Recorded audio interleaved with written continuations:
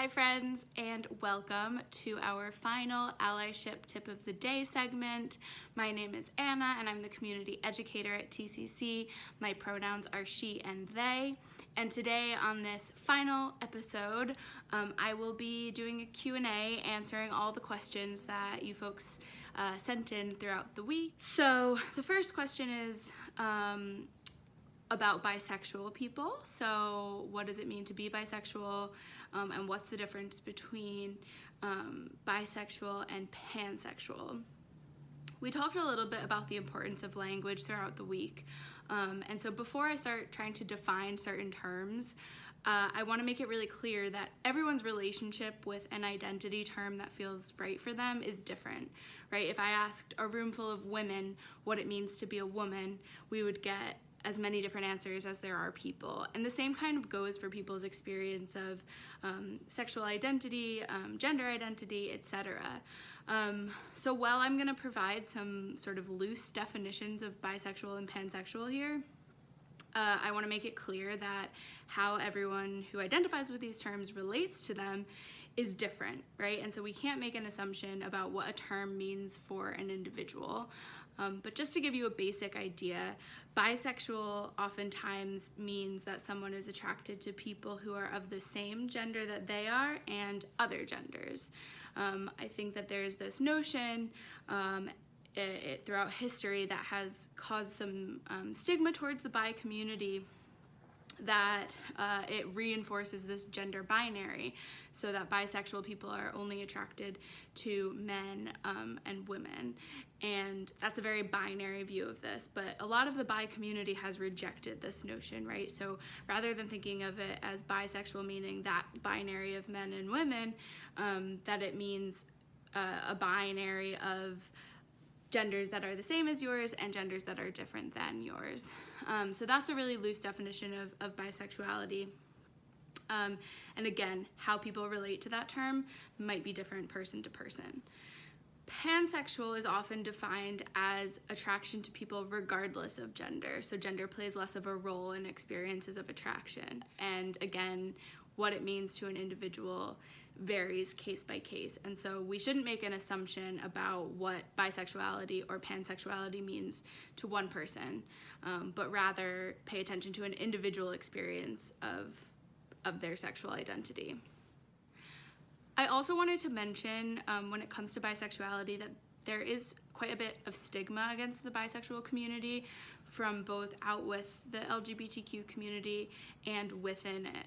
A lot of times there's this notion of like, well, just choose a side, or be gay or straight, and this binary notion too of sexuality that you're either gay or you're straight. But that's a really problematic myth to perpetuate.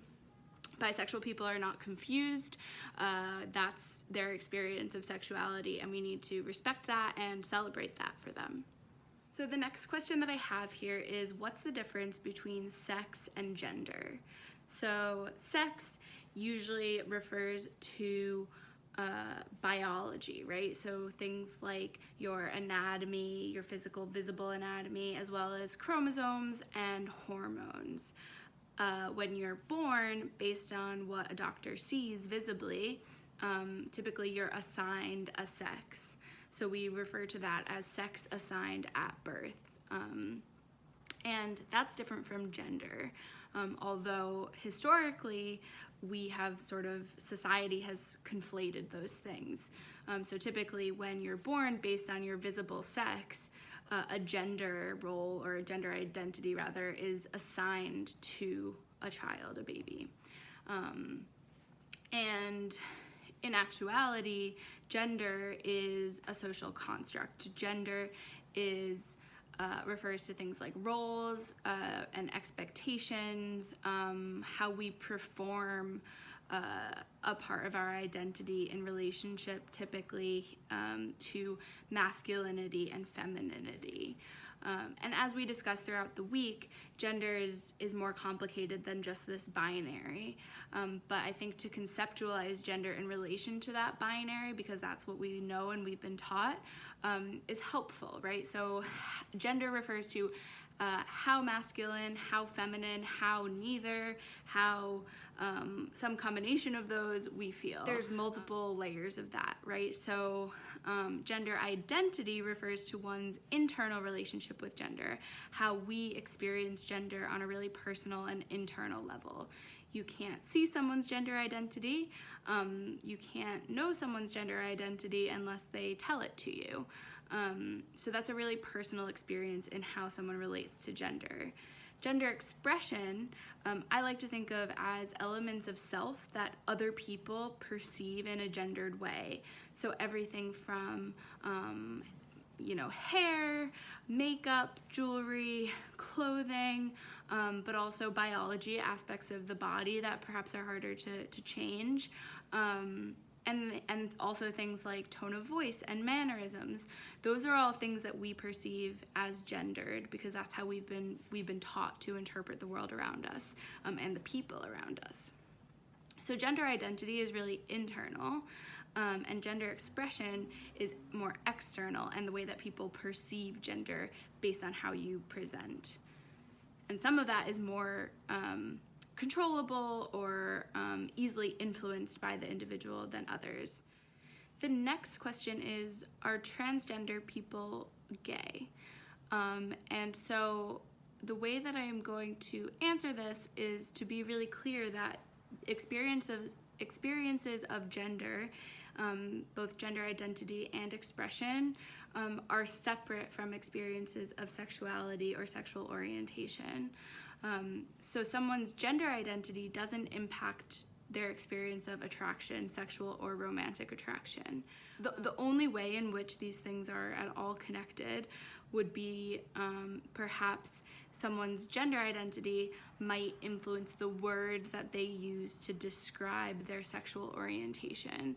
So for instance, if you were assigned male at birth and you grew up most of your life identifying as a male, and your sexual attraction was consistently towards women, you might describe yourself as a straight man, right? But if later in life you are able to be your true self and identify as a woman, you would still be attracted to women if that's who you were attracted to while you were identifying as a man. But if now you're identifying as a woman, if you are a woman, you might use the word lesbian to describe yourself, right? Because now you're able to identify as your true self as a woman, and you're still attracted to women, so you might, instead of being a straight man, be a lesbian or a gay woman or whatever word feels right for that person.